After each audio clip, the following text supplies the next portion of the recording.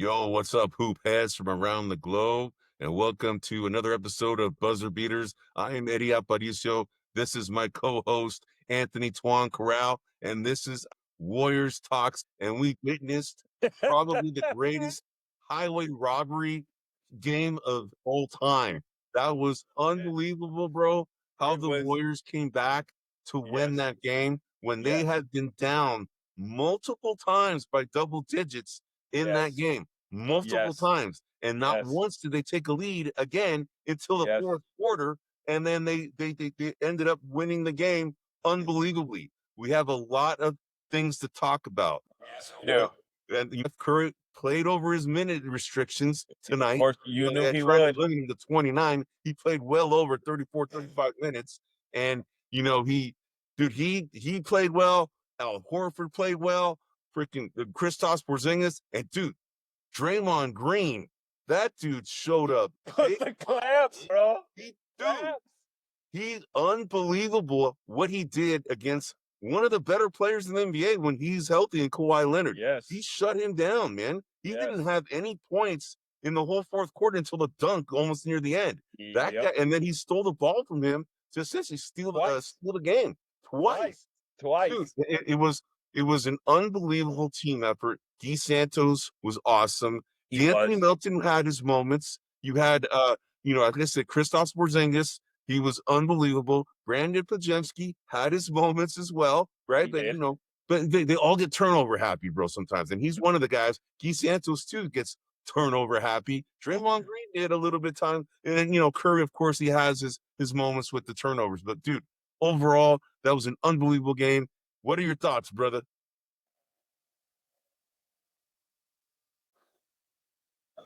All right, my thoughts. Woo, what a game. My thoughts. First thought. We found something, in my opinion, in having some shooters and then Gui slashing to the hoop. He, on several occasions, was able to take his man one-on-one and get some easy layups. So, number one, I really like the way Gui was kind of attacking the hoop and not laying back like everyone else was. Yep. Second observation, the highway robbery came from the amount of 3 point shots that we took from the perimeter. We can't rely on that. We got to be Yes. more aggressive. But they all fell. Horford, I think he hit 3 or 4 in a row there at the end of the fourth quarter. Towards the end of the fourth quarter, he pretty much caught us up single-handed. So that was kind of exciting. Steph Curry continues to struggle, and I say that in quotes, with big perimeter guys guarding him, right? Yeah. It's Yeah, very Derek hard Jones for was him. causing problems for him. Yeah, exactly. It's very hard for him to do that.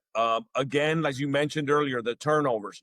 When this game was looking like we were going to lose, I was looking at the stats. At one point, they outscored us 35-10 Yes. on turnover points. Yes. And I'm like, dude, this is just driving me insane. It drove me insane too. I agree.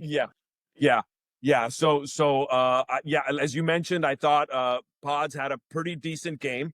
But to me, the stars of the game at different points throughout the game was clearly the old guys, KP, Horford, and Curry, and then Draymond on the defensive end. Those 4 guys really stepped up. When crunch time came, and that's where the game was won. Was on that. Dude, and the thing is, you usually one of the strengths of the Warriors is their team bench. It's their bench.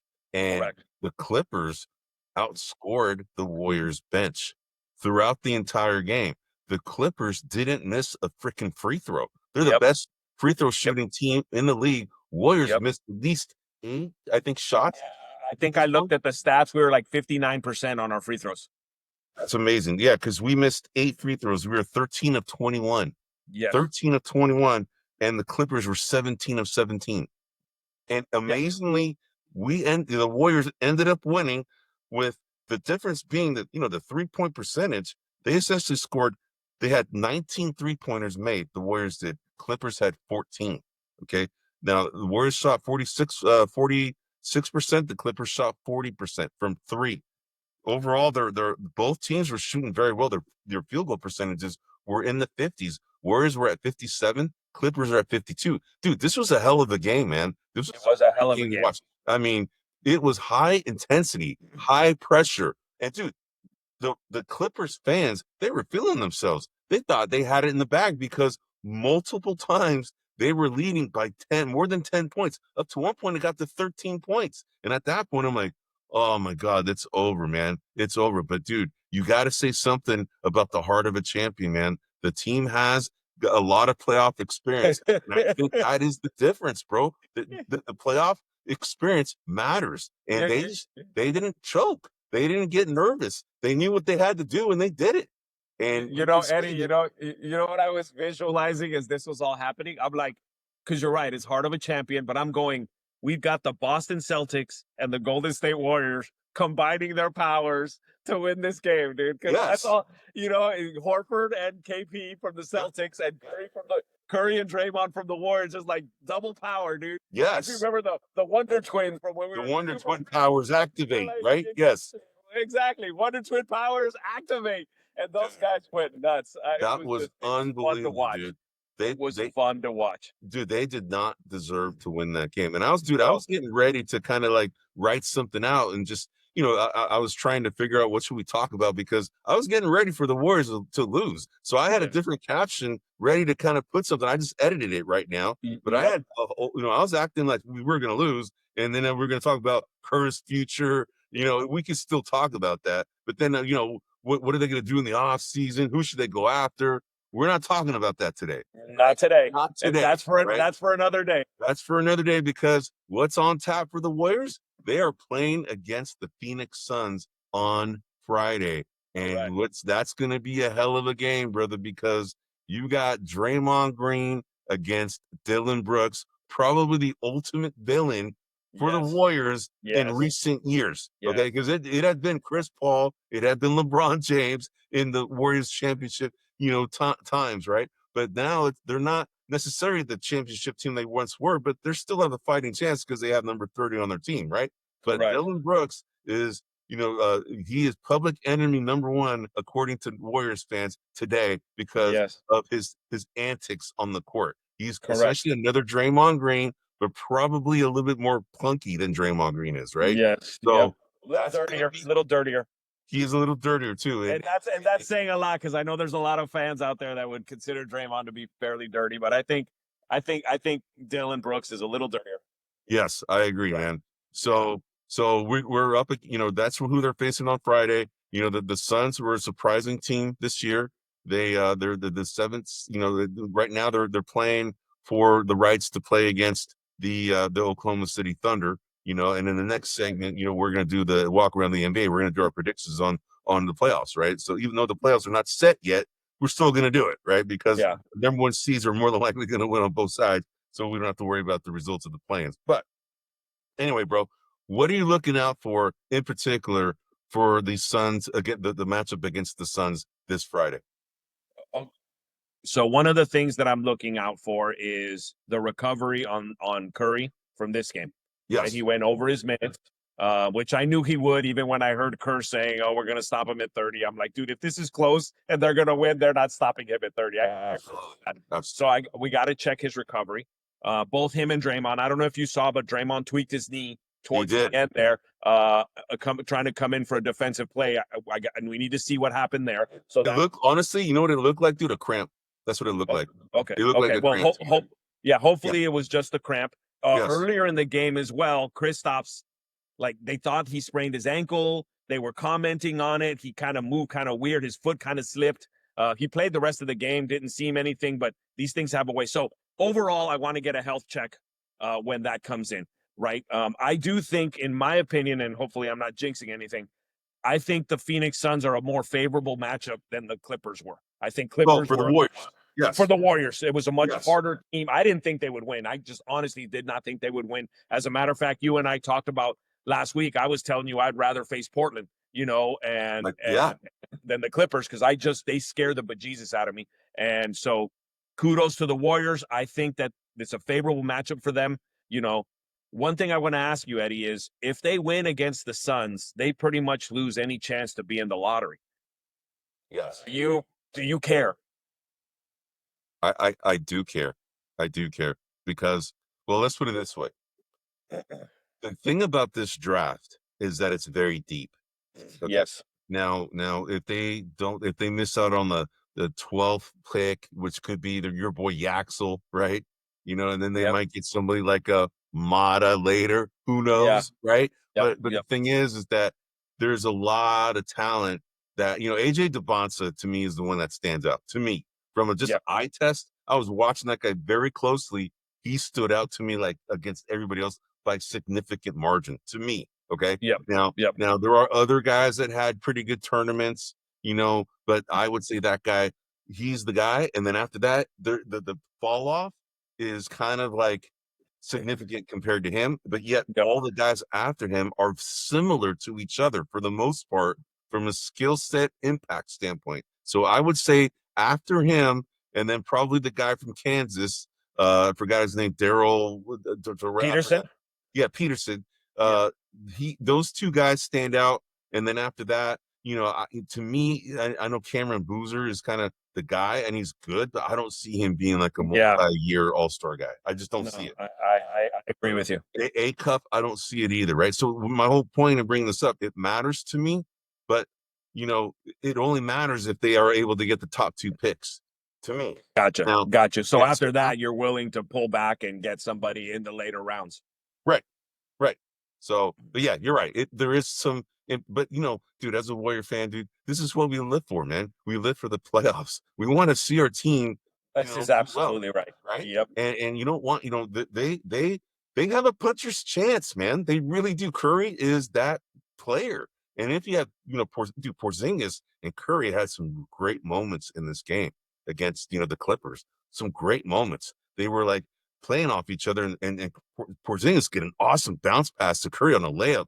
I thought that was an unbelievable play. They haven't played that many minutes together this entire season. I think it might even be less than 50, might be 57 or 58 minutes the entire season together. That's nothing, right? So hopefully, moving forward, they're going to play a lot more together. And if all these guys showed up like they did and minimize their turnovers, they're going to be a problem again. But the thing is, they're going to have to play against the Oklahoma City Thunder, and the Oklahoma City Thunder are very deep, right? So that's So and again, recency bias, I'll acknowledge. But one guy that I think should get some minutes because he's a unique player in our system was Bassi. I thought that Bassi was going to play today. I was hoping he would play because when you have 3-point shooters and you kind of clear out the middle, he's Yep. he's got a pretty good feel inside. He's got pretty good hands inside. He can move bodies around a little bit. So I'd like to see him at least play a couple of minutes, here and there, especially when Gui sits down. I'd like to see him come in and kind of play that 2-point role, right? I call it the 2-point role. Guys that are trying to just get 2 points as opposed to everyone that's on the perimeter trying to get 3 points. Yeah. So I would like to see that. Also, interestingly enough, Seth Curry didn't play today. Yeah. Yes. Yeah, kind of a legitimate stretch guy that can shoot the threes. Not a stretch big, but a stretch the field, the court. Yeah. And I do also we left him out. I do want to give big kudos to GP2. He did play well. Yeah. He played really well, and he was a key contributor early on. Every time he came in, they kind of came back, and then they switched everyone around, and then the Clippers got a little bit of a lead. So I do want to give kudos, but I'd like to see Seth Curry play a little bit, and I'd like to see Bassi play a little bit in the Phoenix game. Well, it's all a matchups thing, and the thing is that the Clippers, they have a stretch bigs, and Bassi's more of a kind of a down low guy. So correct. Brook Lopez is an outside guy, although he can do both. He can do inside and outside. And then you have John Collins, who's the same way. He can do inside and outside. So probably Kurt thought, Bassi's going to struggle to kind of guard those guys on the perimeter. He's more of a down low kind of guy, which brings us to the Suns. They have Mark Williams, and Mark Williams is more of a down low kind of guy. They have Oso Ighodaro too, who can do both, but he's again more of a down low athletic big. And I think that's probably where Charles Bassi makes sense to kind of utilize, what his strengths are in that game. So I foresee him probably being used in the next series in spot minutes, depending on what's going on. But it's currently, Horford and Kristaps are a matchup problem for Mark Williams. So that's probably why those guys are going to get some minutes. But I think Bassi may get some spot minutes to kind of relieve those guys when needed, right? So So Yeah, I also did like the rotation. In the last Clipper game, if I recall correctly, they started Kristaps and Horford together. yes, This time they offset them.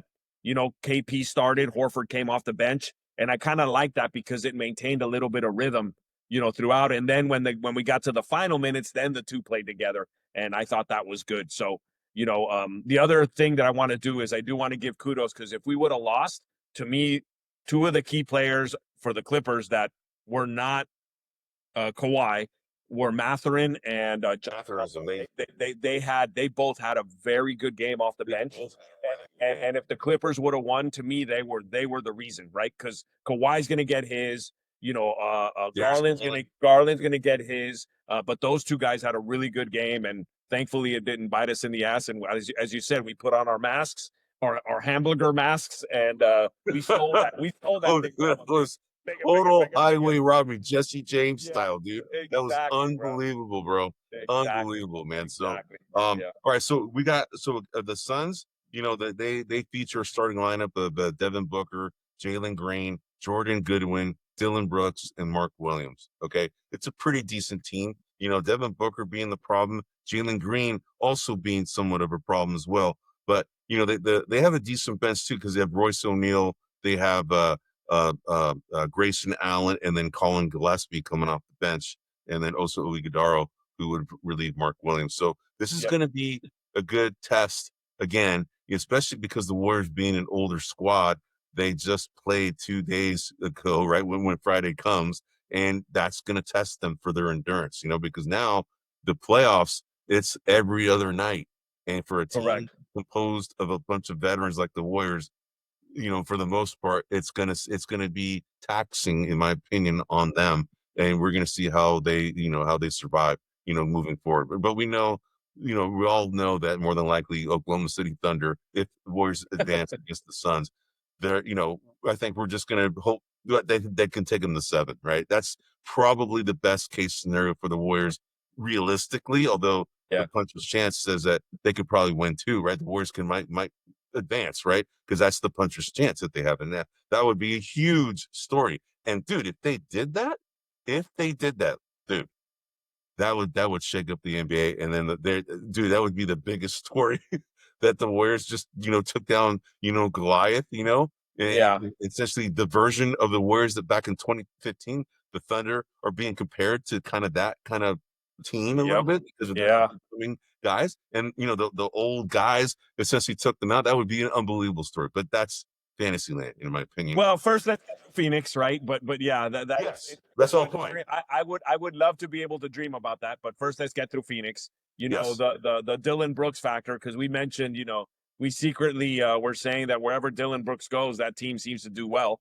And you know, when he was in Memphis, they did well. When he was in Houston, they did well. Now he's in Phoenix, and they did better than I thought. I thought they were a basement team for sure. And you know, he got him into the ultimately, what did they end up? The 8th seed, I think. The 7th seed or 8th seed. They're the 7th seed right now. Yeah. Well, not the 7th. Well, wait, no, sorry. I'm talking about before the play-in. They finished, I believe. Yeah, I believe they finished the 7th. Yeah, I think they were the 7th, if I remember correctly. But anyway, So, and they lost right against the Portland Trailblazers because Trailblazers were number 8. So then the Phoenix has to lose, you know, 2 times, right? In order to, you know, and I felt pretty good in saying that last week. I'm like, I think Phoenix is going to lose twice. That was I didn't think they would be playing the Warriors, but I felt like they would lose twice, you know. So okay, bro. So let me ask you the X factor for this Friday's game. Okay, the X factor. Well, let me put you. What needs to happen for the Warriors to win? Let me ask you that. What is your opinion of what the Warriors need to do to advance against Phoenix? And who do you think that the Warriors need to really neutralize on the Phoenix end? So we need a second player that's gonna not hot but warm from the 3-point line, right? And that guy I think might be Porzingis. You mentioned Mark Williams. There's a little bit of a matchup discrepancy there. Yes. And you know, and obviously this game is gonna cause Phoenix to maybe double team Steph, which should create a little more gravity effect for Porzingis. Right. So to me, the two guys that I would key on is Porzingis and Gui Santos. To me, those guys are critical. They have to have a game similar to the game they had today for them to beat Phoenix. I mean, Horford, if he catches fire, that's going to be gravy. But I think to me, it's those two guys. I got to tell you, the more I see Gui Santos play, the more I think the Warriors got a bargain in what they signed him at now, right? Yes, that dude, absolutely. He looks very good. He's going to be a rotational piece, whether it be, long term with the Warriors or another team. He's established himself as a rotational piece in the NBA. That guy can shoot, he can dribble, he's got decent size. He's not huge, but he plays hard, and that's what championship teams need a guy like him. And I guarantee you, man, if they need if the Warriors for whatever reason wanted to go after a player of like a Kawhi Leonard caliber, and they didn't want to give him too many draft picks, I guarantee you a lot of these teams would ask to throw in. Yeah. He's like a better version of Juan Toscano. Yes. He's better though, in my opinion. And I like, he seems more comfortable. When how would I put this? When he first was playing, he was happy-go-lucky, which he still is. He seems more serious now. Like, he's more focused. He seems like he feels like he belongs a little bit more. Yes. Everything seems confident. Yeah. And I think we just need him to keep attacking the hoop. Draymond will find him. Porzingis will find him. There was a play at the end where Porzingis was wide open for a three, and Curry cut to the hoop, and Porzingis got him on the bounce pass, and Curry got a layup. And, dude, you have no idea how happy I was that transpired. Yes. I'm like, dude, let's take the 2 points, dude. Let's take the 2 points. And Porzingis did that pass. So to me, Gui can be that guy. Keep attacking the hoop. Keep attacking the hoop. Yeah. We'll find you and we'll get you the ball. And once he's under there, if he's one-on-one, dude, 80% of the time he's going to make the basket because he's very good around the hoop. Yes, I agree, brother. I agree, man. So, dude, all right, man. Hey, we pretty much talked about the game against, the tonight's game against the Clippers, which was an instant classic. In my opinion, it was the Warriors, at least from the Warriors fans. Oh, but it was, but it was an instant classic because, dude, they were just battling back and forth in that fourth quarter, and then the Warriors finally took the lead, with only like less than 2 minutes left to play in the game. Correct. And then they had the game up by 7 at some point with less than 30 seconds left. And the Clippers scored again, but then, man, it was must see TV. I thought that the game was very exciting, high intensity, high pressure. I felt like Fred Sanford, Elizabeth, dude, it was, oh my God, I'm coming for you, right? But anyways, man, so we, and now next is going to be the Suns, and we dissected that a little bit, man. So that's our episode of Warriors Talk for this week. We're going to come back next week and we'll talk about the results of the Phoenix Suns and the Warriors. And if the Warriors don't advance, then we're going to talk about what they should do. If they do advance, then we have a lot more to talk about, right? So, then we can continue to dream. Yeah, exactly. Anyway, all right. Well, I'm Eddie Aparicio. This is my co-host, Anthony Tuan Corral. We are also known as the Cisco Kidz, and we are brought to you by grumblingsmedia.com. You can find us there as wherever you find your podcast. We're here every week. If you're here listening to us, give us a thumbs up if you like our show. If you have any comments or questions, we'd love to hear from you. Anyway, until then, have a good rest of the week, and we'll see you next week. Yeah, let's go Dub Nation. Let's get another one. Yeah, go Dub Nation. Let's get another one. All right, brother. See you. All right. Hey, everybody, this is William Del Pilar, founder of Grumblings Media, and I want to say thank you for watching our content. If you want to support our all-volunteer efforts at Grumblings Media, smash the subscribe button right here.